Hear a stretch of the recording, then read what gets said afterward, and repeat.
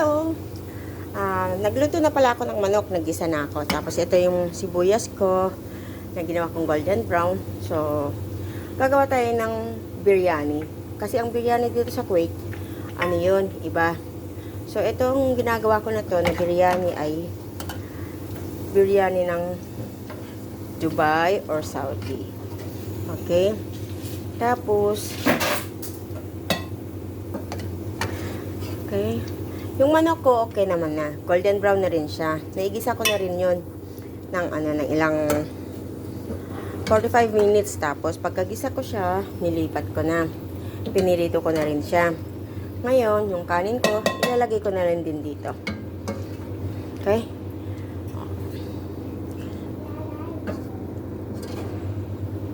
Ayan. Ganyan ako magluluto ng biryani.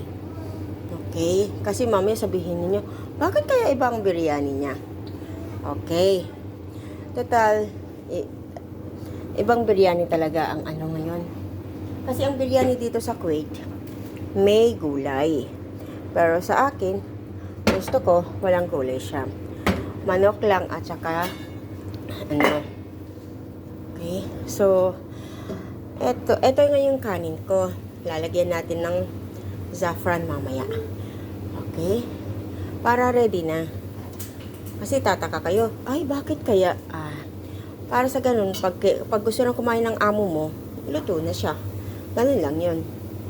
Diba? Kasi mamaya tataka kayo, bakit ano?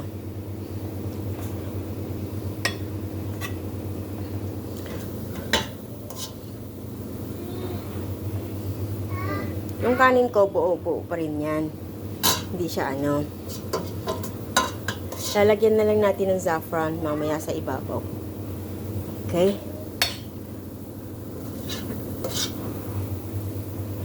Buo-buo pa rin siya. Kaya lagyan natin ng saffron powder siya. Kasi wag na yung tubig. Powder na lang ilagay mo sa ibabaw. What, baby? Yes. Ngayon, gising ng aking anakis.